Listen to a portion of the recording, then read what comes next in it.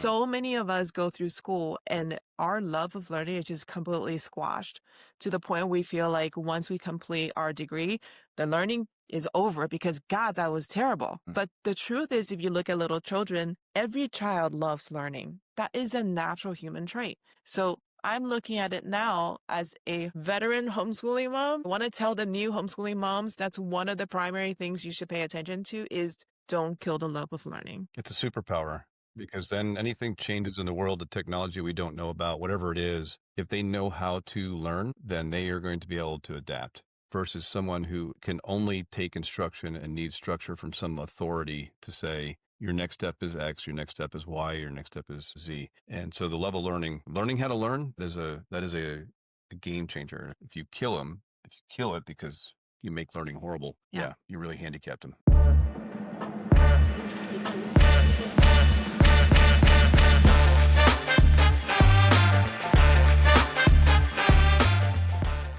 I hope you enjoy the show. Hello, everyone, and welcome to the Bitcoin for Family show, where every guest is your new BFF. That's your Bitcoin friend forever. I'm Scott from Shamray, and it's an honor to have you here once again. Thanks to everyone who's been watching or listening. I hope you're finding this show fun and educational. And if you have been enjoying the show, don't forget to like, subscribe, and share it. If you're really feeling generous, go ahead and drop a comment or a review. Every bit helps in helping spread the word to other Bitcoin families. Now on to this week's episode. I am excited to welcome a husband and wife duo. Thanks for taking the time to join, Scott and Tali Lindberg. How are you guys doing? Hey, Scott, doing awesome. Thanks for having us. Hi, Scott. It's a pleasure to have you guys here. It's been on the list to get you guys on since we started, and kind of getting to know you guys going back to, I was trying to make sure I was doing my years correctly, Scott. Pretty sure it was Bitcoin 2022 when we met in person for the first time. 23. Oh, man. Was I it was thinking 23? of the same thing. And I thought it was 23. You're right. It's It one might of those be years. 22. It was 22. Yep. So either the case, no, it's been fun to get to you guys and seeing Hodl Up and everything else get created, which we can touch on during the show. But before we do all that, let's jump into some fun icebreakers so the audience can get to know a little bit better. Actually, before that, maybe tell the little audience a little bit about your family, how many kids there are and that side of things. We have 4 kids. They're all adults now. We homeschool all of them from newborn all the way through high school. We had 2 that started college. Well, actually, all 4 of them started college. 2 stayed in, 2 dropped out. So we're seeing different aspects of how the kids choose to operate in today's economy. So it's Very fun nice. to have a little bit of a hindsight talking about parenting, actually. I'm sure, I'm sure the audience will enjoy some of that kind of. You've gone through a lot of the weeds over the years since they're older, so we can touch on that as we dive into the deeper questions. But now that groundwork is set, we can dive into the icebreakers. So first up, as I mentioned before, you guys have a game, Hodl Up, and some other ones. So sticking with that theme to start with, if your kids can design the perfect family game night, what game would they pick and why? Interesting. The perfect game night for the kids. It's a little bit different. Their style of what they like to play is they like the louder party type games. So I'm not sure what perfect for them is. They all have different personalities. One of the what's a video game that they like? Quiplash or something like that. They like some of the kind of games where you can really be silly and you don't need a lot of time to set up. So for them, it would be something where they could just be goofy, be themselves, laugh a lot. You can come in and out and eat and drink as you want. So something with less structure would be more ideal for them. Yeah, makes complete like sense. Quiplash. Yeah. Very cool. Not educational like I would hope. No. Maybe one day. Yeah, when they have kids, they might change their tune. Exactly. Okay, question number 2. What's that one homemade meal that brings you guys all together that you guys enjoy the most? Is there one off the top of your heads? I know which one I'd choose. Dumplings? Oh, What? hot pot for New Year's. Hot pot. That's Why a don't you- toss-up. That's a toss-up. Why don't you explain to them hot pot? Hot pot is a traditional dish that the Chinese would eat usually on New Year's Eve. And the idea is to sit around a big pot of hot soup. It's heated, so it has that boiling aspect. And then you just have small plates of different food around the table. And then whatever you choose to eat, meat, vegetables, seafood, or anything else, you just dip it into the soup. And when it's cooked, you take it out. And so it's a meal that's meant to last a very long time. You have lots of conversations. You cook your food at the table. So it's meant to be a very, very social time. And that's something we all look forward to. New Year's, but New Year's. also sometimes just for get-togethers. That's what we prefer to do. It takes a lot of preparation. So it's the equivalent of trying to prepare for a Thanksgiving meal because there's so many different types of food and they all have to be cut up and then split out on little plates and multiple. And now we have enough people in the family that you actually need multiple pots boiling at the same time. And so now you have a whole other, it takes a lot of work to set up and prepare for. And that whole time you have people who are kind of teamed up with each other, whatever project, whatever part of that they're doing, setting it up or cutting or other things. So it's definitely meant to take a long time, but in terms of people who have never experienced before, think about trying to prepare for Thanksgiving the day of. Got to make it all hot. Make sure it's all ready. No, I have got to experience not a home cook, a hot pot meal, but here in San Diego, there's a number of hot pot restaurants. There's an Asian district with all different cuisines, and we've gone to the hot pot ones before, so they are delicious. I will also co-sign the dumplings. So either the dumplings or the hot pot, when we're in town, you can whip on up. Exactly. Perfect. Question number 3. If your family were animals, which animal would each of your kids and you guys be based on your personalities? See, this is why we can't even listen to your other podcasts and try to prepare for your show because Yep, they're all different. there's no way, if they're all different, there's no way you could prepare for that. Well, when our kids were little, one of their favorite movies was Madagascar, the original one. And we all were one of the characters. So I was Melman, the giraffe, who hates nature, which actually quite reflects myself. I love camping, but not in the woods. I want to have an RV with an AC and places to cook and a soft bed to sleep on. So I'm Melman. Scott is the lion. And then Gloria, the hippo, was our oldest. Nolan was what? I Which one can't was remember who was Nolan? the lemur and who I was think- the zebra. Yeah. There's the zebra. Let's just Marty. answer the question. Okay. It would be the Madagascar animals. Yes. There you go. Oh, what do we have in there? We had a lemur, a hippopotamus, a giraffe. A lion. Bruh. Thank you. What Penguins. am I We have missing? penguins The in there. penguins. Yes. How can we Okay, forget the so penguins? those would be that would be the 6 of the Yes. family. Very nice. I'm glad you got to have that firsthand experience of actually turning into animals once to be able to answer the question. See, it's like I knew there was something back there. Every parent knows what it's like. Your kids are going to want to play, and you're going to do stuff that you just hope isn't recorded. Nowadays, most of it will be recorded, so it'll come back for us. Okay, next one. If you guys could have a family picnic anywhere in the world, where would you go and what would you bring to eat? Anywhere in the world. You can just magically be there, so you don't have to worry about travel. I would just say, I think a lot of us really like the beach, and we have mostly visited the East Coast and not necessarily the West Coast. So honestly, any beach with everybody together and a frisbee, which is very, very big in our household. Ultimate frisbee is a big thing, and maybe a soccer. And then in terms of food, gosh, everybody likes different things. Lots of fresh fruit for sure. Where's that place they go to after adopting Bitcoin? Raton? Isn't that where I'm pretty sure they have a resort? Yeah. Yeah. Yeah. Definitely. Rotan is where Amity Age is in Tucson. And I think that would be that place looks absolutely gorgeous. Honestly, Yes, I we think when we're together, the location doesn't matter so much. It's just that we are interacting and spending time together. And then the ability to play on the beach and then run in and out of the water. That's the most important thing. So The kids would want to jet ski, and they're going to want to do, all the different activities you can do on the water. They're gonna need to have access to that. So it has to be a little bit of a resortish. yeah, Feel because to it. they're older now. They don't just want to hang with mom and dad digging holes in the sand anymore. So Yep.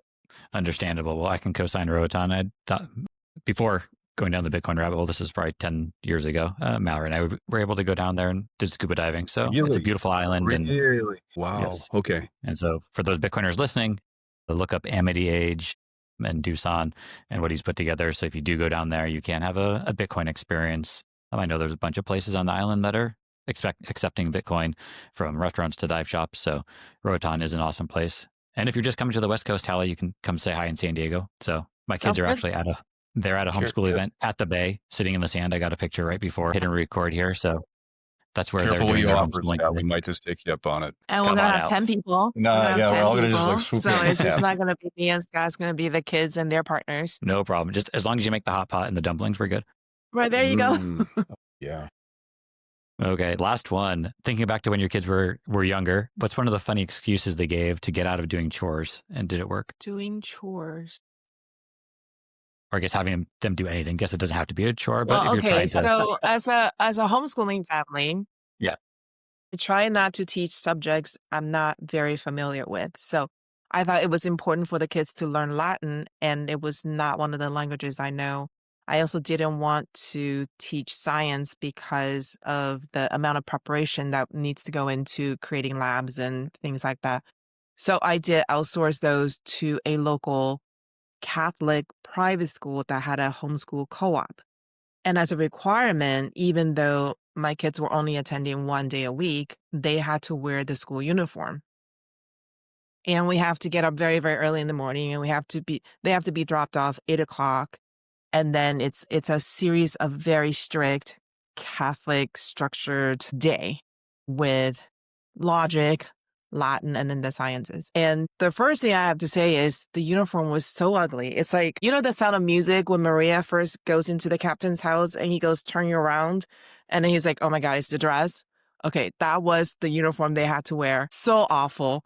And then, of course, our co-op was every Monday and every Monday morning. So the kids will be all fine. All weekend it'll be fine. And then Monday morning, mysteriously, the boys would come down with some kind of issue. My stomach doesn't feel good. You know, I feel like throwing up. I feel really hot. And every Monday. And the girls would get up and they wouldn't complain. They didn't like it, but they would, you know, get dressed in their uniform and they would be ready to go. And the boys would just kind of take turns lingering in their bed, complaining about something. Eventually, at first I was like, oh gosh, maybe something's going around, so I would let them stay home. Well, after it happened a few times, their teacher told the girls, tell your mom to give the boys some vitamin C because there's no reason for them to be sick all the time. But mysteriously, at the end of Monday, they would be all well. They're like, it really worked. Staying in bed all day really helped me get better. So that was their excuse every Monday morning while we were part of this co-op was They were pretty good at it, though. they were really good. They were quite convincing because it's not very easy to convince me that they're too ill to go do something. Yeah, yep. that was the only thing I can think of. I was That's a going to good say one. picking up dog poop, but you know that's good. The story about them faking their illness, the Monday illness, yeah, The Monday illness. just for the boys. I think a lot of people have those Monday illnesses as they get older too, when they don't want to get up and go into the office. So I think it carries forward. And yes, Scott, there's many, whether it's dog poop or we have 2 birds, and Charlotte is never wanting to help clean the cage. It's always the worst day of her life. So if you have animals, every parent out there can understand that one too. Well, great that you guys successfully made it through the icebreakers. Congratulations without having to prepare, so we can kind of get on to more of the questions about your family. And it's always fun, you know, kind of getting to know, you know, your origin story as Scott and Tali. So I know you guys met each other at Yale. Kind of how did that first encounter happen, and kind of the early days of dating each other? So we met in a coffee shop. So she was a year behind me, and they have an orientation for the new folks the first years, and they're always assigned a second year. So Tali came in. She was with my classmate who was her orientation advisor or whatever fancy term they gave to it. So that's when we first met. And then the second time was actually kind of interesting for us because the second time was in the mailroom. She had made a very, very big impression on me. So I remembered her name. All right. And when I saw her, I went up to her, said, hey, Tali. And she is looking at me and she is just like, I don't know who you are. And this is just a week later, right? It's not like a lot of time had passed. But my impression on her was so small.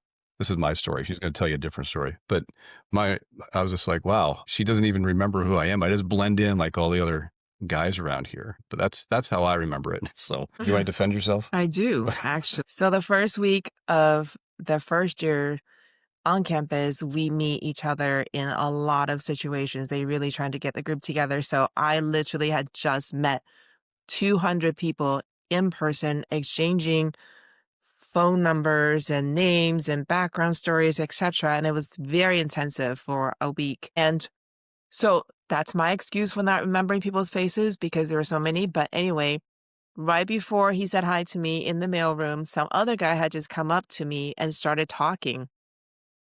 And then mid-sentence, he stopped himself and said, "Hold on, wait, you're not the right person," and just turned around and left. So I'm sitting there going, and the whole time I didn't say anything because this guy just like came up and had this whole thing.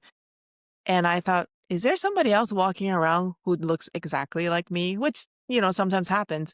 Right after that, Scott came up to me and started talking. I'm like, there's got to be another person who is walking around looking like me because I thought I honestly, I couldn't remember his face because I had just met 200 people. And that's my defense is number one, So an intense week. And then number two, what happened right before he walked up to me. it's actually miraculous we stayed together, Scott. We had one of our first times we went out to lunch. This is before we were dating, but I reviewing her resume or whatever excuse I had to talk to her. We go and grab lunch and I'm trying to compliment her. I said, because there's about a third of the class will go investment banking, a third will go consulting, a third would go like nonprofit. That was kind of the stereotypical class. And she just didn't seem like an investment banker to me.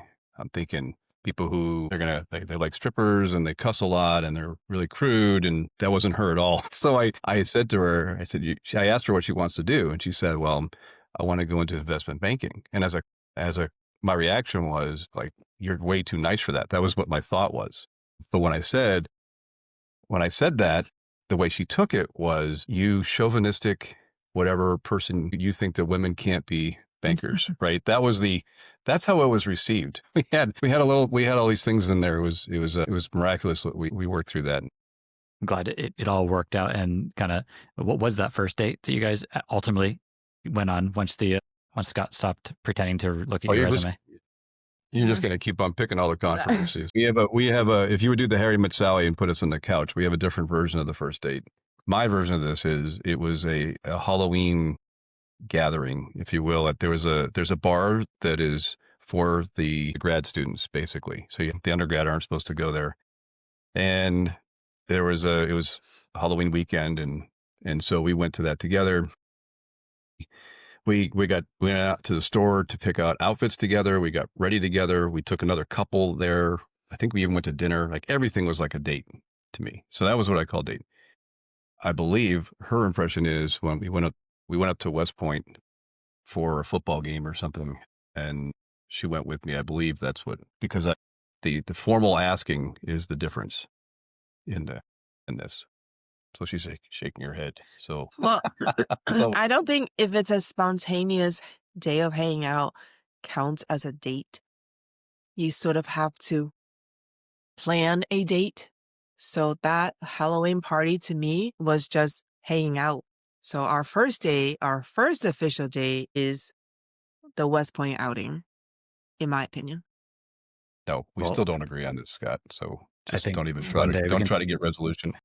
I won't. Because one day you can set up kind of like some sort of judge panel to figure out what the answer is. Maybe your kids can be the jury to decide. Well, They've heard the story and before. Then you guys, successfully went on that first date or second date, whatever we want to call there. Fast forward, got married, ultimately started welcoming those kids to your life. What was kind of, as that first child came in, what was the most unexpected thing that you started learning about each other as you began to be parents together? Well, this is where it really comes back to the reason that we're talking today. We're talking about families. So Tali had this idea. I don't know how much studying she had done, how much talking she had done with, like her aunt was a nanny in the area. And she basically said right after our oldest was born that she wanted to stay home with her and raise her and have the relationship with her. And that basically meant if we were going to do this, we would have one income. And that might mean that we may not be able to get as many of the luxurious things that our classmates will be doing, especially for those if you have a double income type of situation. So for example, those work in the investment banking job or consulting or other types of things. And basically we were aligned that it was family first. and the relationship with the kids, anything that we could do to make that happen, whatever that meant with income or moving or whatever it was going to take, the number one thing was going to be family. And so that was, we were already in alignment. We knew that we were aligned on families beforehand, but after our oldest was born, that was when everything really, really came home for us. And that's when we had to have conversations with our respective families about that, because that was not what our respective sides of the family expected from us. I think what was surprising for me was that I decided to stay home because that was never the plan. It was always the plan for me to continue to work, to take advantage of my education, to get high paying jobs, and then to put our kids through the best private schools, the best tutors, so that they can follow our path to go into brand name schools and have success in their life. So the plan always was that I will continue to work. That was the part that at least surprised me the most, even to myself. Was there a certain thing or moment, Tali, that kind of made you realize that that was the kind of your passion and what you wanted to do and kind of make that U-turn? Well, there are a few things that from my past and just from my memory that I think came together in my mind when I was holding the baby.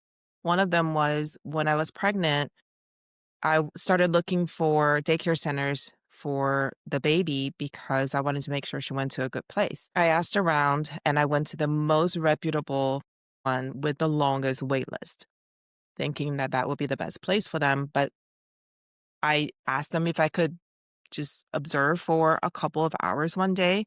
And I went in, and it was a very high priced, very exclusive place. You walk in and everything's sterile. It's like a colorful hospital. You walk in and nobody's allowed to wear shoes, or they have, the wrap around their shoes. Everybody's always hand sanitizing. All the cubby holes are beautifully labeled. All the kids come in with their nice bags. And, they've got all these certificates on the walls. And I sat there and I was like, oh, that's so impressive. It's amazing. It's very clean. And I sat there and I specifically remember there was a baby that was dropped. She was not a baby. She was a toddler because she was able to sit up, and a worker. And they really boast how many adults go to, or how few kids are assigned to one adult. So it's like 1 to 3 or something. So it's very low compared to another daycare center, which could be like 1 to 10 or something. But anyway, I saw this worker sit on this beautiful sterilized foam surface, all primary colors, indoor playground, etc. Sit on the floor next to this child and had zero interaction. The child literally just sat there, just like spacing out, looking in one direction. And the worker sat next to the child and looked the other direction. And I remember sitting there as a pregnant mom and almost coming to tears thinking, this is what I would be paying for. A person who doesn't care about my child sitting next to my child because the ratio is so good. So that was one memory I had. And my aunt, who I was going to hire as my nanny, was telling stories about the family that she worked for. And the family was like really loving toward this child. Both parents worked, obviously, which is why my aunt was brought in. And the child attached herself to my aunt and called her mom because the mom she never saw. And when the mom saw that this child called the nanny mom, she was so angry and offended that she fired my aunt. And I thought, that's what's going to happen to me if I hand my baby now over to a nanny. Even though it's better than the daycare center, truthfully, I would have no relationship with this person.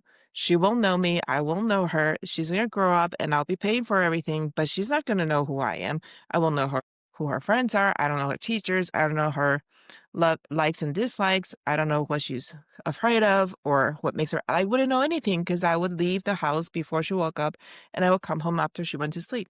And I'll be working 80 hours a day while she's growing up with somebody else. 80 hours a day? 80 hours a week. And I just didn't want that. So it was like a combination of all of those memories as I was holding the baby. And I just thought, I can't do it. I had the baby so that I can have a relationship with the baby. And that's when I talked to Scott about staying home.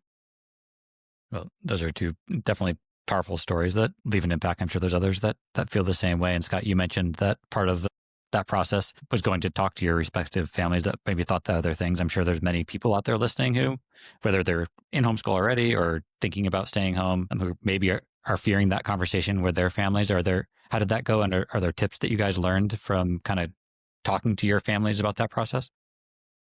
Well, the first thing is that Tali and I were aligned. We were in agreement on what we were doing. It wasn't as if one of us was just telling the other one what we were going to do. And that's like having your North Star. If you know why you're going to do something, then the rest of it is just a matter of committing to that course of action. The flavor of it on my side was I had gone through public schools, and my parents took it as some type of indictment against, as if they had made a bad decision with me. They took it that way. And we had to basically walk that back and say, this is our decision about our kid. It's not about you. This is just what we want to do. And we had to kind of walk it back. This is before Bitcoin. This is before all the types of things that you hear all the time in the Bitcoin space.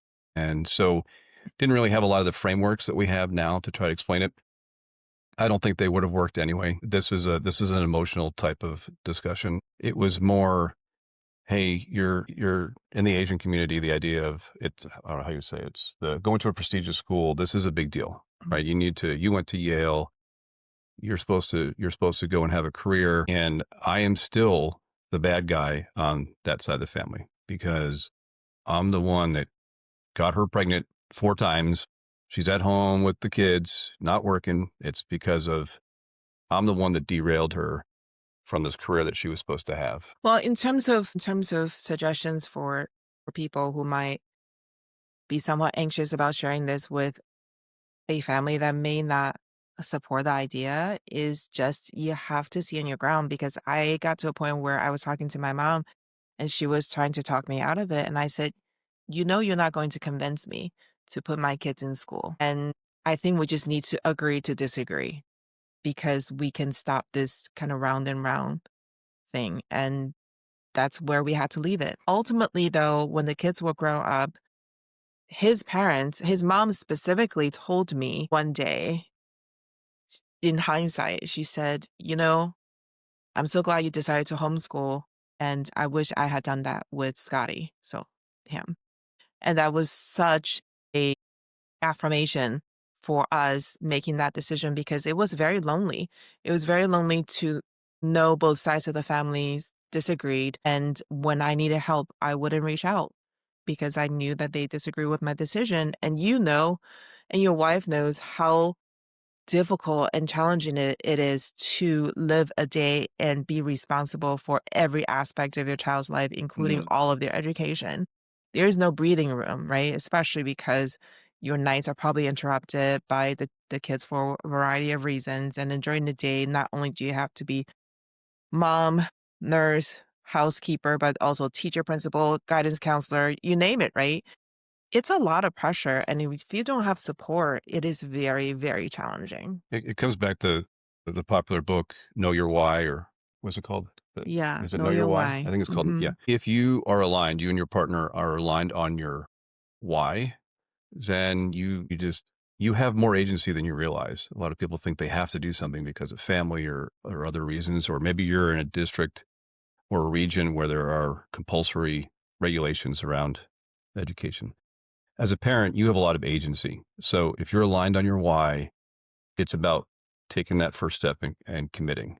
It's if you realize the low time preference type of discussion, that's another popular phrase we like to use in the community. If you're thinking about that long-term relationship, what you want to have with your family and your kids, then that should drive you to commit. And then it's the courage the grit to go through all the experiences you're going to experience. But make sure you're aligned. And if you're aligned on why you're doing it, then hey, hold hands, ready, let's go, and commit to it. And that's not it's a perfect mental state for the homeschooling side of things. But to your point, Scott, for your marriage in general, just knowing your why, making sure you guys are on that right path, and then whether you disagree or agree on your first date, you'll still be sitting there, 20 plus years later, like you guys together. And so it's nice to hear, Scott, sounds like your family started coming around and got more supportive towards the tail end with that comment to Tali. Tali, do your family start turning the curve as they start, your kids grow up and becoming, what they are today? Or is it still a topic that they disagree with? Very much so.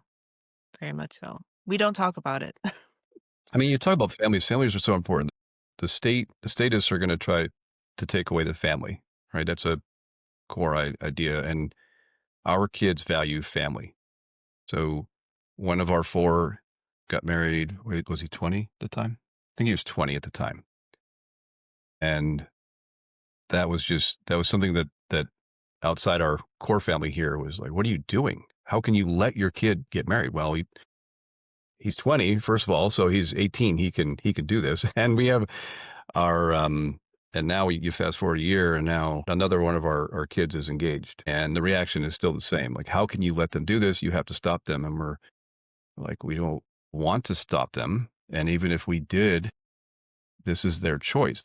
We raised them to be critical thinkers. We raised them to live their life. We didn't raise them to do what we wanted. It's still not something that, I mean, I just don't want to waste my breath trying to convince someone outside the immediate family, because I just don't want to waste my time.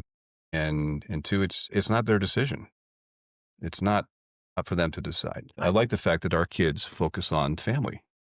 I think we taught them well in that regard. I also think that on both sides of our families, they have been very, very entrenched in that traditional sense of education equals success. And for them, you establish your career first and then you get married. It's a very kind of old-fashioned way of looking at the various life stages you're supposed to go through. And as Bitcoiners, we're starting to question a lot of those assumptions. And for whatever reason, our kids just have really challenged those assumptions all the way from the beginning.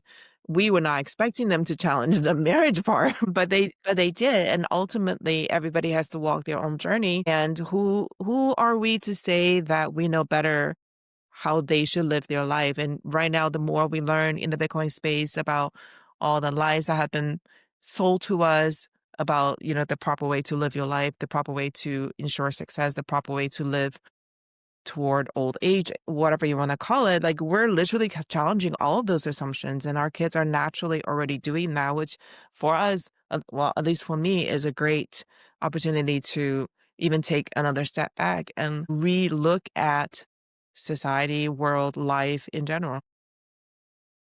Nope. Very well said. And Scott, on your side of things, obviously, so Tali was home helping doing the homeschool side of things, and you were going to work. What was that like from your perspective? You were away, obviously still a very involved dad, but from the outside perspective of the homeschool day to day, what was that like for you?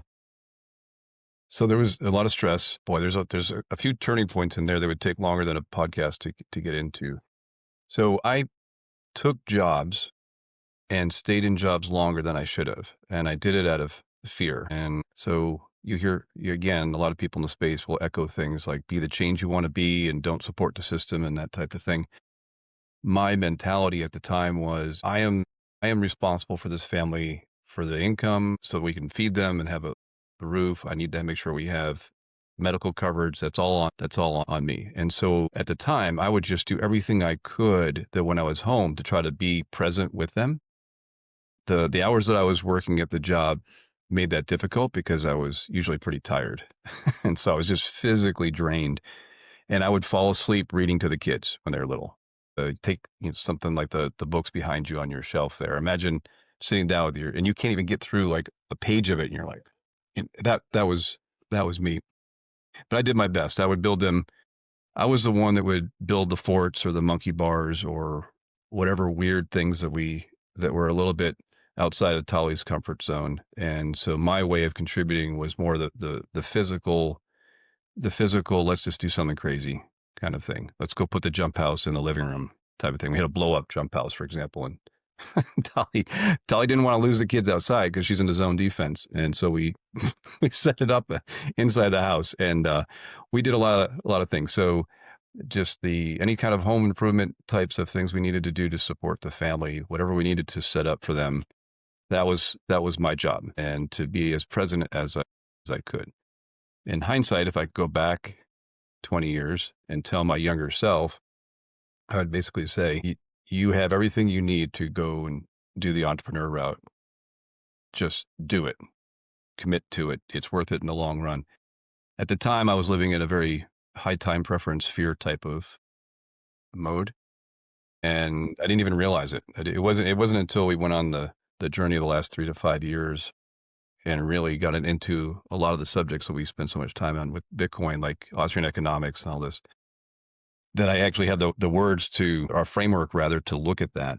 At the time, though, my job was just to be as present as I could, be at the dinner table, be there with the kids at the games or whatever activities I could get to, build whatever kind of in the house or outside the house, whatever I could do to help them with that. And that was my job, just to be as present as I could possibly be when I was home. Very nice. And, Tali, Scott mentioned kind of being on the zone defense, with the 4 kids, which I'm sure was stressful. How did you manage, especially as they got older and they're all kind of a range of ages, a range of abilities, academically speaking? How did kind of your day-to-day structure work where you're trying to teach different ranges and ages and subjects between the 4? I'm sure there's many people out there who are curious about that aspect. Yeah, what I did, because Scott was working such long hours and we moved all the time, was every time we moved and we were strangers in a new place, my focus became, let's go out and make friends, because we had no social support otherwise. Everywhere we went, I signed up for everything under the sun, because that's how you're going to have more exposure with other people and the opportunity to make friends, build a support network. So I would literally just be running them all over town during that time period. We would do schoolwork in the car. Ultimately, I noticed that because there's just shy of 5 years difference between my oldest and youngest, that one person could not teach all the different grades anymore. So I combined them into a one schoolroom situation, same subject, and then I will have a more tough assignment for the oldest one and then the less tough assignment for the younger one. But any kind of extracurricular activity, if one person signed up for it, all 4 of them signed up for it. Everybody did dance, everybody did gymnastics, everybody swam, everybody was in karate, because that's one place I can bring them to. But for that reason, they also were able to share stories that they could all literally participate in. They knew all the same people, they knew all the same teachers. And when I made a deliberate effort to put my youngest child, who was at the time 3rd grade, into a separate school environment so that he can be with other kids his own age, it actually backfired on me, because he was so used to seeing himself as his older siblings, a peer of his older siblings. And at that time, 4 or 5 years, that's a big age gap. The ability range is huge. So I was like, okay, that's not fair to him. I'm going to put him in a separate situation. So I brought him to a part-time, like a homeschooling co-op. It was 2 days a week. And after the first day of class, I said, how did it go? And he said, Mom, why did you put me in a school with all these babies? I said, babies? They're all your age. Some of them, like most of them are actually older than you. And he said, I don't know what you're talking about. They don't know anything, because he's comparing them to his older siblings. So after a year of doing that, I said, at least maybe you don't make friends that are your own age, even if academically you don't really see eye to eye, because he is quite advanced because of his exposure with his older siblings. It just did not work out. So at the end of the 1 year, I said, do you want to continue? He was like, no, I do not want to spend time with these young people. So that's going to backfire on me. But as they got older, it became easier and easier for them to do the same assignments. So ultimately, I had one graduate and then 3 other ones graduate right after her, because my youngest one just ended up doing the same work as the older one. But that's what worked out for us. I know other families wouldn't necessarily follow that path. Yeah, there's a couple things in there, Scott, that actually there's many things in there. One of which is the idea that you should segregate kids by age and that somehow they're going to be at the same developmental level like we do in a public school. That doesn't make any sense. It doesn't fit. And what happens is people underestimate what the kids can learn, and they underestimate what the kids can do in a social situation. And on the academic side, it's a whole separate subject, but if you actually let them advance at their own pace on things, the homeschooling opportunity, they can do amazing things. So we as a culture, we're holding our kids back about what they have to do at a certain level. We don't want them to know too much and be bored at the next level, whatever. And socially, the FUD in homeschooling from people who don't homeschool is you're not going to be socialized. Actually, you don't. How well do you really socialize if you're told to sit in a seat and you're going to go in the hallways and you have all that structure and you're only around people your own age versus a homeschooler who learns how to deal with people at different ages, including adults. And so we underestimate what kids can do in terms of their interactions socially as well. So there's the academic side, there's the social side. And yeah, for our youngest, that we did put him in a box because now we never babied of course, when they're like a little infant. Okay. But we never talked to our kids once they were mobile and speaking. We didn't speak to them in any kind of baby tones. When we talked to them like, now you might kneel down so you could be eye to eye. So they just understood this is how people talk to each other. So to them, they could go up and they can talk to someone, whether it's at a restaurant because they want to place an order or it's with relatives of a different age or whatever it is. They can interact with a lot more people than someone who's gone through a public school where it's been very restrictive.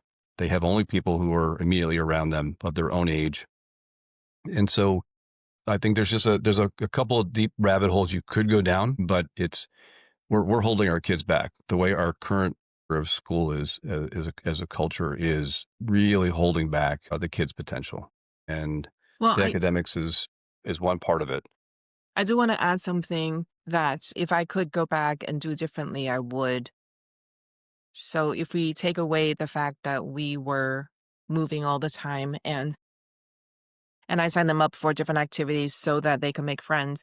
If we didn't move that many times and we had a stable local network, I would have given them a lot more free time, like the way I had it, because I was allowed to be bored. And during the time when there was nothing to do, my mind was very active and I was creating all kinds of stuff in my head.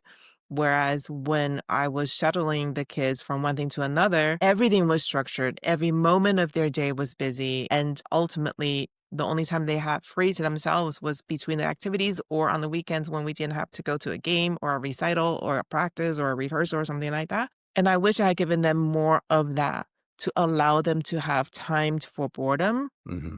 I agree. Because nowadays, I feel like most parents feel like they have to entertain their children so that they are not bored. And we rob them of the ability to use their brain in such a different way, like we got to do. I don't feel like most kids get to do that anymore today. Yeah, a very safe environment. Well, I don't even call it safe. A very controlled environment versus an environment where you could go out and you had to be back when the street lights came on, kind of thing. Well, there's a book behind me. I'll send you the link, but I think it's called The Lost Child in the Woods. The Lost Child in the Woods. And they were talking about how important it is for kids to have a private, safe place to go in nature to play. So in the book, they were talking about like just sitting, like laying down on the forest floor and allowing insects to crawl over you and looking at the sky and just kind of observe, which is a little bit too much for me, but some kids like that. And some kids, he was actually just saying having a place like a treehouse, like the old stories that we hear our grandparents talk about. Like they had a treehouse that they nailed up with 3 boards with rusty, but that was their space. That was where they went to daydream. So I tried to give that to our kids, but every time we moved, it was just not possible. So for the parents who are listening out there, if you got to do what you got to do. So idealistically, of course, we want them to be out in the woods and playing with bugs and building tree houses. But if that's not possible, at least give them downtime so that they can use their imagination. Yeah, it's okay to be bored. I agree with that. The moving was new to me and the fiat jobs we were talking about before. That's what was driving that. And once we got to where we are now, the kids could go out in the woods and there's a small creek back there and they'll play with the turtles or whatever else they could find. And so they did get it. It's just, but I would agree if you could have stability in and then try to give more freedom. And 100%, boredom is okay. Let them go figure out what they're going to do with their friends or siblings. Without a phone. Or them without a phone. Yep. No, that's a good tip for this day and age. And, I'll co-sign kind of the benefit of the boredom. And then speaking as, a parent, it is tough. Sometimes it's easier to not have the boredom, like you said, Tali, to keep the activities going for yourself, just to keep your brain stimulated and to keep the whining. Because, whenever they are bored, there is that moment where they're complaining. But if you can kind of get over that hurdle, it does work out, but it is a tough one. Scott, I mean, just to build on that, you can see it. You go to a restaurant and you'll see a parent on their phone and they're sitting next to their kid who has their phone or their pad or whatever it is that they're working on. So when you're spending time together, it's okay for you to be bored with them, right? Without that screen, and just giving them something to keep them occupied. It's not, in the long run, it's going to hurt your relationship. So being bored, having to do a puzzle, draw, go get a box and make a fort, go do something. But yeah, I think there's lessons for parents in that as well. Well, they also, I can't remember which study it was now, but they were talking about the difference between giving a child a doll that looks exactly like a person or a very, very rough resemblance of a doll to the child. And ultimately, the child with the thing that is not beautiful or perfect is the one who gets to use more for mind and more for involvement in the playing, so they play longer. Whereas if you give them a perfect baby doll that looks exactly like a baby and sounds like a baby and everything is already done for you version, they end up getting very bored with that perfect toy. Yeah, Scott, this doesn't fit exactly with this, but the idea of giving your kids freedom to go figure things out too with structure. And it goes back to the structure of schools. There's a great video. I think if you search Japanese kindergarten on YouTube, you'll see it. I designed this circle, there are no walls, and they talk about how kids will naturally take risks, that you have to let them take risks. They have to be able to explore, and they track the kid. This one boy, I guess, did the equivalent of like 3 miles running around. Before the first class. And so you compare that to a structure where you come in, you have to sit in a whatever your seat is, and you can't move around. And then you're saying, well, we're going to label you with some kind of disorder, and the pharmacies have drugs that, your insurance will pay for, right? It's like this idea that there's so many things backwards with how we do things. And these first principle ideas of letting kids have some freedom, letting kids take risks, letting kids be bored. These are first principle ideas. Kids actually love to learn and love to explore. And yet there's a stereotype that kids hate school. Well, it's not the kid's fault. It's the structure that we're putting them in is unnatural. And so there's a whole bunch of interconnected first principles that we're talking about here. But it's once you see those things, that goes back to, okay, what is my why? Why am I going to homeschool? Do I want, which of these two worlds am I, maybe on the spectrum, I can't get all the way to 100% freedom, but on that spectrum of super controlled, no creativity, no critical thinking to wide open, anything goes. I want my kids closer to the way that I grew up, where you had some freedom, you could take risks, you could fall off your bike or get lost in the woods or whatever it is. So there's some principles on there, but they all come back to like, what do you want why are you doing this? Which way do you want what kind of experience do you want your kid to have? And which one is going to be healthier for them in the long run? Yep. And I'll give a little behind the scenes here and co-sign to the boredom and freedom. One of the benefits is you never know what your kids can make, craft you.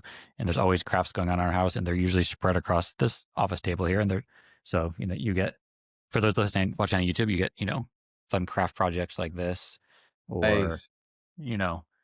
What do we have here? Some sparkles and some rocks, they're all beautiful in their own way. So for those parents out there that are listening, you will get an endless supply of, random crafts and things that are created, most likely spread across your house. I can't turn the computer around because it's an absolute disaster over there, but that's because there's always something going on. Yeah, exactly. Kind of one thing that pops into my head as I think about the future of homeschooling that you guys have already lived through is, at what age, Tali, did you really see maybe a shift from being more hands-on with the day-to-day, having to really sit with them and go through the learning, to where it was more they were taking the lead and you were maybe the stepping back slightly and coming in to check things or slightly lead in a different way? Was there an age or grade level that kind of made that transition? I actually have always had to do that with my kids because it was me versus 4, and because of our moves, I was alone most of the time. So it was always, "Here's your assignment, do that." Then I go to the next kid, check, go to the next kid, check, and then I just keep rotating around. So in terms of them doing their work, they were always able to do it themselves until the boys got a little bit older and the demand was on unnatural skills that they didn't naturally feel inclined to do, like handwriting. My boys are like, why is that necessary? Then it was more of I have to sit on top of them and make sure they do it. Ultimately, the question is that worth my time and their time?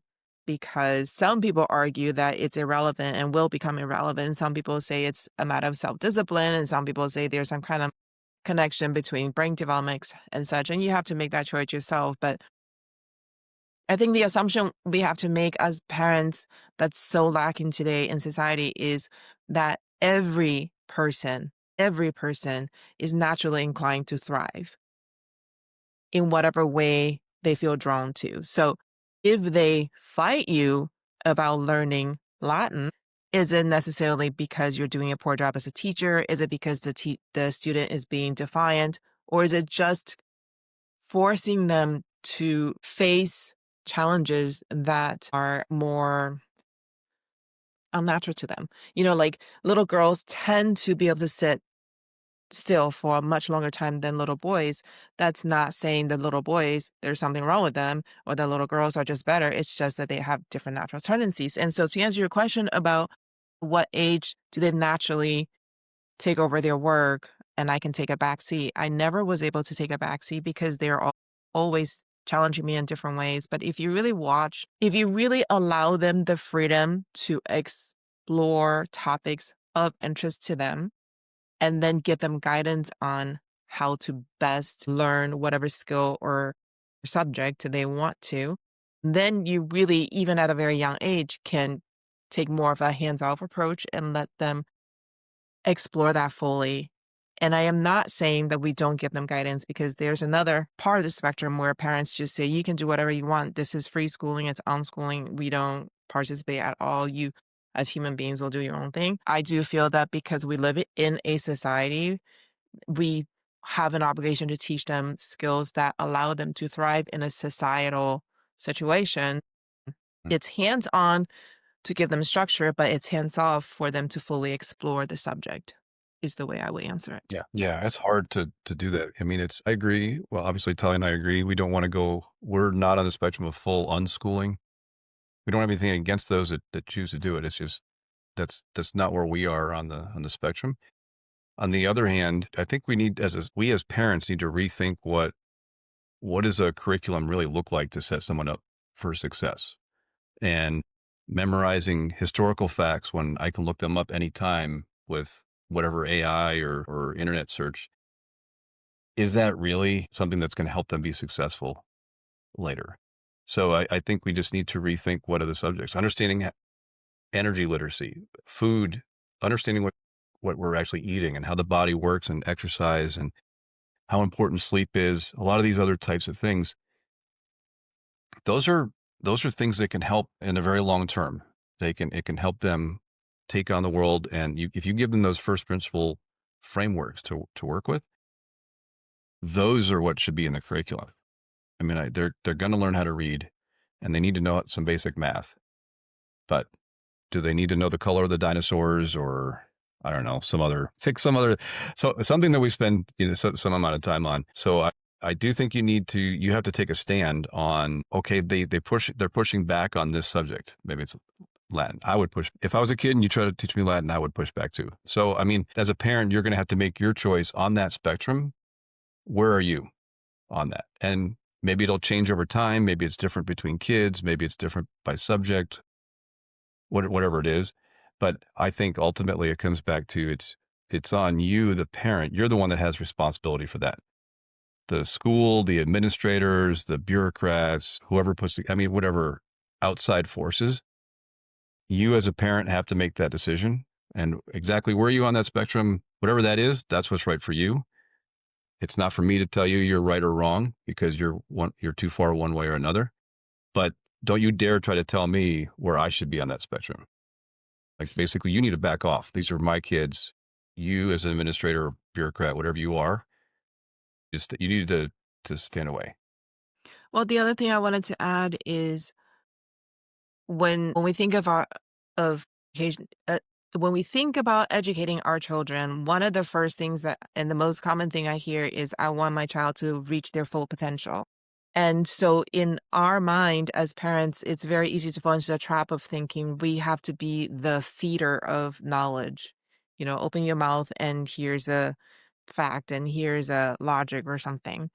But ultimately, the love of learning is a very natural human desire and it lasts your entire lifetime. So I see now in hindsight that my primary job really should have been don't kill their love of learning. Because if you don't kill it, they're going to be okay. And one example I want to just raise is my brother, all through school, was terrible at math, and probably the way they taught it was the reason, but he was terrible at math. He saw himself as being terrible at math. He talked about being terrible at math. Everybody looked at him as being terrible at math.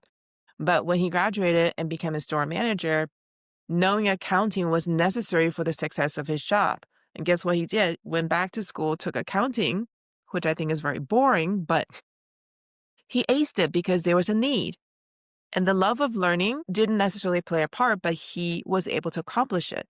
So many of us go through school and our love of learning is just completely squashed to the point we feel like once we complete our degree, the learning is over because God, that was terrible. But the truth is, if you look at little children, every child loves learning. That is a natural human trait.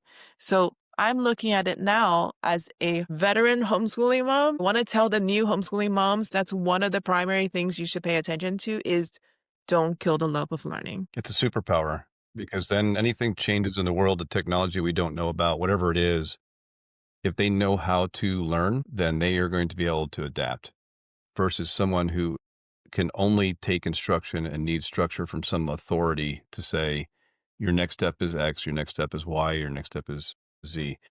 And so the level learning how to learn, that is a game changer.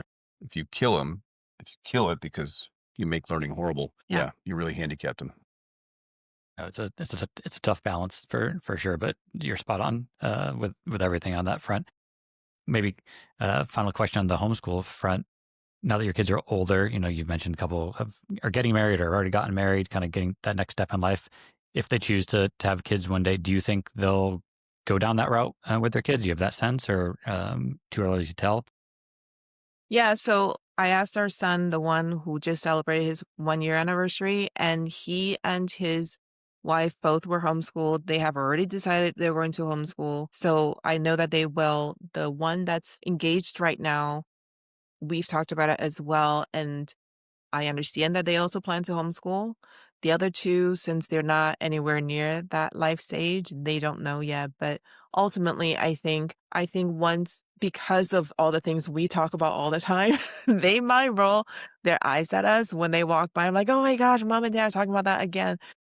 But they know how they were brought up and how much freedom they had and the relationships they enjoyed. And all they have to do is talk to someone else who went through a different experience and make that comparison. They know the better, in our opinion, the better option.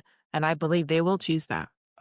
So just to get a little nuance with you, Scott, I would, for fun, I would make a prediction that at least one of the other two that we haven't been talking about, maybe both of them, they might turn to Tali and say, hey, you want to homeschool again, but with your grandkids, right? So, but what it makes me think of is that let me say this right. There are a lot of options. You have a lot of options. It comes down to what do you want to do for parenting. And let's say that you agree that you want to have the relationship with your kids and that public schools are not going to give what you want them to have. But you may not have the temperament, or there may be some other reasons why homeschooling is not right for you.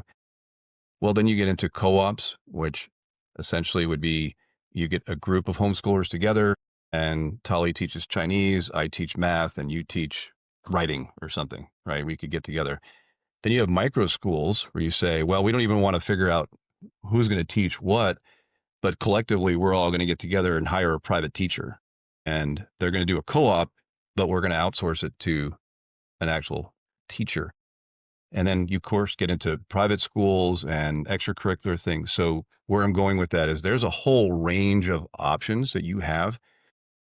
When we talk about homeschooling, I think what we're really talking about is taking self-custody of your parenting on that. And we label it homeschooling, but it really comes down to you taking control of how you want your kids to be educated, how you want to be a parent. And there's different flavors within how you do that. So I actually think with the other two kids we haven't talked about, with their personalities, I could see them trying to recruit her and saying, we may not have the right temperament to do this ourselves, but hey, mom, how'd you like to relive the homeschooling years and take care of your grandkid? I think that's possible. Well, it'll be interesting to see in the coming years. Well, perfect. There's so much very valuable homeschooling knowledge that was dropped over those questions that I'm sure everybody's going to enjoy. And before we jump into those final two questions, I'll just remind everybody you're welcome to use code BFF show for 10% off anything at shamari.com. So feel free to use that to your heart's content. Happy to send stuff your way. And so let's wrap things up with those final two questions. The first being, a common saying in the Bitcoin space is Bitcoin is time. Another belief is that time is the scarcest asset the world has ever created. So playing off of all that, what is the biggest gift of time that learning about Bitcoin has provided your family? I guess I'll go first on that. It was 3 years ago, almost exactly now, when we decided to go full time. So the idea of free market kids, that had already been there, and I had that even when I was working my fiat job, and I had designed an earlier game, but I was still doing the fiat. And what's interesting is, first of all, I've had more purpose in life than the mission of what we're doing is so important that I feel much more fulfilled. But it's also scary because as an entrepreneur, it's different when everything's on you and what you do, and you get that market feedback because something sells or doesn't sell. It's a little scary. But from a time perspective, the thing that I think has been really, really, really valuable has been spending more time with our kids, or our kids getting to see Tali and I work together on something hard that we believe in together. And even if we're working on the business and they're not helping with that, they still see us doing it because we're doing it from the house. So they're seeing that. So I feel like the quality of the time with our kids, because I had always spent most of my waking hours at a fiat job, trying to reconnect for some of that lost time that I had while I was doing that. And so for me, that comes back to Bitcoin. If we hadn't made this decision, hadn't gone down these rabbit holes, and hadn't felt so passionately about trying to help others with what we had learned, then I wouldn't be having these experiences with the kids now that we've been able to have. And so that's a gift, if you will, it's a different kind of gift that's come out of the experience of trying to make free market kids viable company that has the potential impact on thousands, 100,000s, millions, whatever we were going to eventually reach.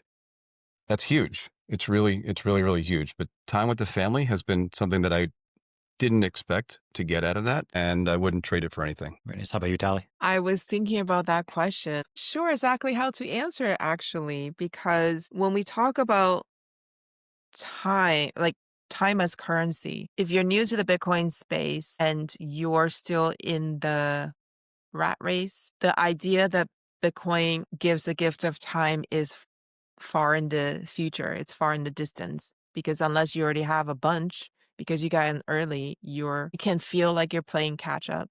So for the newbies, I'm not sure Bitcoin equals the gift of time until it plays itself out, maybe over the next few decades. I would say Bitcoin is hope more than Bitcoin is time right now, where we are in the development of this concept. And I would just encourage families out there to continue learning. And if nothing else, give the gift of knowledge to their children, because if you and I and Scott, the other Scott, had known about this early on, at least for the two of us, we would have made different career choices. We would have invested our time differently. But that's hindsight, right? Not everybody well, nobody gets to go back and do anything over, but you can give that gift to your children because they are at the point now, a junction point where Bitcoin is starting to come up and more people are talking about it, and they can benefit from it eventually becoming a medium of exchange, but they won't if they're stuck in the fiat mindset of you gotta get good grades, you gotta go to the good college, you gotta incur all of this student debt and then get a good job and then your future will be secure, which is such a huge, huge lie that most people are still selling and most young people have bought into today even.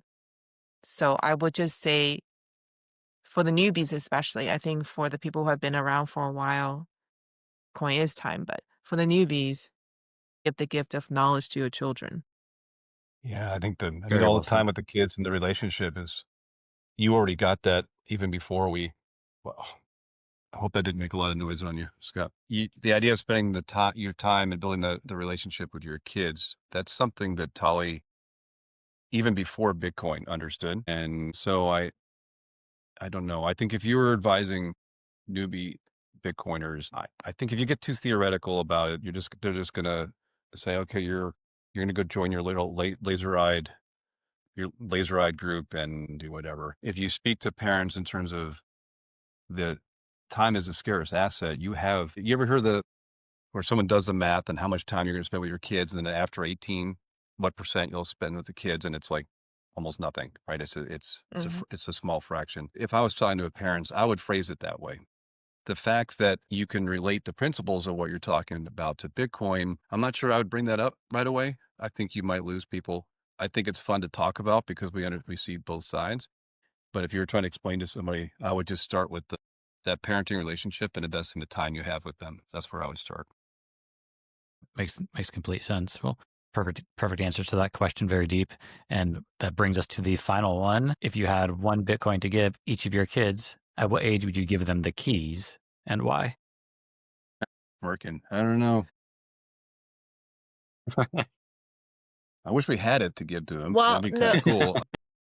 I don't think the kids, from what I can tell, they're still not there yet. They know that mom and dad think this is amazing and we're going to go to conferences and do podcasts and do all these things. They're tolerant of us because we're mom and dad, but they're not like picking up the Bitcoin flag and saying, "Hey, we're on it." And there is something to when the brain fully develops too. It's at mid-20s, especially for males. So I think one creative way to do this would be you give them a whole Bitcoin, but it has a time lock on it. And the time lock they can't do anything with it until they're 25. Right. So it's that way they have it. They know it's theirs. They have the key to it. But if you put a time lock on it, they can't, they can't actually, they can't actually spend that Bitcoin or move that Bitcoin until sometime later to get through some of those periods in the early 20s when you might be tempted to make a decision you'll later regret with where you put your money. So I would use a time lock. I would say give it to them early. They can be teenagers and understand it. You don't have to wait till they're 18. But I would probably consider a time lock. I would disagree with that. Let's hear it. At this point, Scott's like, really? No kidding. You guys Yeah. Well, disagree? we started with the disagreements. We'll end it. Perfect. I think the assumption behind having a time lock for kids to receive this kind of wealth is that they might lose the wealth, which is a very scarcity mindset versus saying, depending on the readiness of the child, which based on my experience with my four kids, readiness, that word applies to different kids at different ages in different subjects.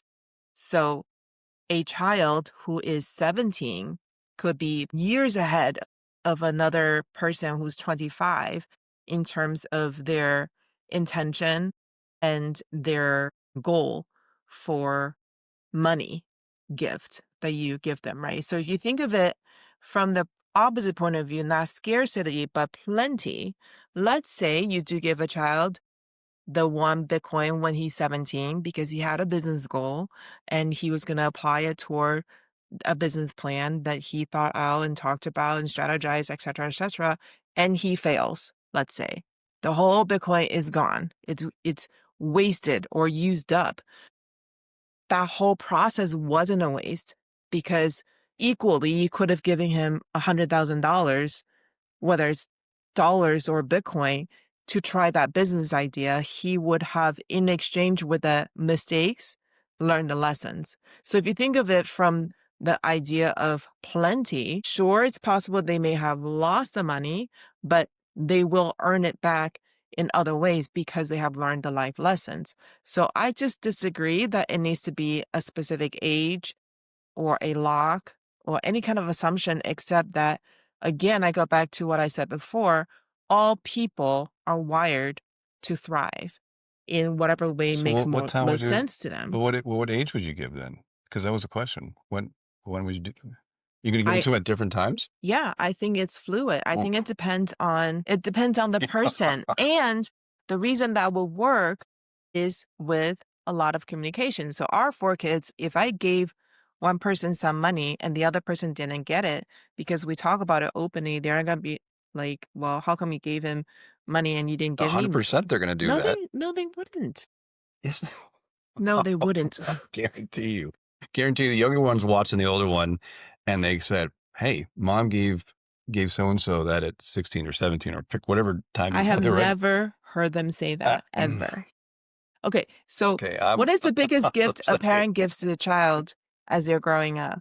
Wouldn't you say it's the car, the first car, right? Probably in a The lot of biggest cases, gift, I would right? guess. Because Yeah. it equals freedom, which is what young people want. I have never heard any of our kids discuss who got a first car at what age and I didn't get one, or like they don't talk about that because we communicate openly. And every time I make a major decision, I always tell them why so that they understand that it wasn't just like an arbitrary thing. And whether they agree with me or not, they know my why. So I don't feel like it would become an issue personally. I I think the think that's idea a that they could learn from their mistakes. You give it to them, they spend it, and they lose it. They see that it's like the Three Little Pigs or something, right? They built different houses, right? So, one might use it more wisely than the others, and they get to see that, and then they all learn. But I can kind of ultimately, get. if we don't see money, not in terms of currency units, but money itself as a scarce asset, then even if they lose it, they can earn more Yeah. going forward. It's not a loss, regardless, in my opinion. Certainly a good question to get things going, Scott. I have to, perfect way to end it. End it with the disagreements. We have a lot of, maybe there's a second episode. We can decide what the first date was, the answer to these questions. So we'll keep the audience on their toes. We'll know who Satoshi is before we know the answer to the other question there on the date. Perfect. Well, thanks a bunch for being here. I will put the links into Huddle Up and Free Market Kids and Orange Hatter and all that side of things. Any other places you guys want to send each other or send people or final words about, what you're building and what they can find from you guys? Do you want to talk about the money literacy class?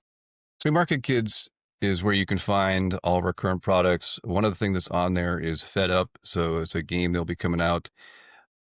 The goal is to have it out by the end of the year, and you're either trying to end the Fed or you're trying to print baby print.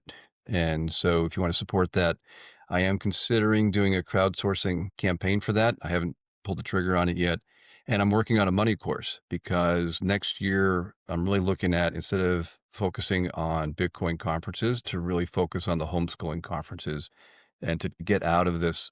If we want to have the impact, our mission is to have this impact on others. And if I tell you things that you already agree with, that's awesome. You and I have a nice conversation, but we haven't had the potential impact that we could. And so right now that's at freemarketkids.academy. And right now it just shows up as a wait list because I haven't, the course is all done. I just haven't done all the recordings yet. Very nice. I will link to all that in the notes. And Tali, any place you want to send between Orange Hatter and Pebble and Wave or any other things you want to shout out for people? Yeah, absolutely. Orange Hatter is where I gather a group of women together and we do reading club And ultimately, I'm going to do a public speaking club so women can share Bitcoin knowledge with more confidence. So definitely check out orangehatter.com. Super-kay.com is where I describe all of my books for early readers. And in those books, I talk about not only virtues like honesty, integrity, creativity, friendship, love, but I also sneak in money literacy concepts. And at the end of every book is a call to action for kids to then turn around, look at their own lives and their own actions and record a small win every single day. So that the idea is as they get older, and of course, we want to tell them about Bitcoin, tell them about the truth of what's happening with our monetary system. They have a very solid foundation of self value, self worth, what they stand for, so that they will be ready for the next level of knowledge. And that's on superk.com. All the books are available on Amazon. And Pebble and Wave is my new endeavor where I share parenting coach resources. So check that out if you're wanting some help to break generational cycle of going from negative to positive parenting. Perfect. Well, like I said, I'll drop all that in there so people don't have to remember it. So hit the show notes up to be able to get those links out. I'll co-sign everything that Scott and Tali put together. So go check those out. Say hi to them, whether it's a Bitcoin conference, a homeschool conference, or just walking down the street. Go say hi and get to know them. Be able to see their work and the people they are. Well, thanks everybody for watching or listening. Thanks for being here for another week, and we'll see you all next week. Bye. Hi, thanks for joining. Don't forget to like, subscribe, and leave a good review. And buy your kids some stuff at summary.com today. Bye. Bye. Bye. Bye. Bye.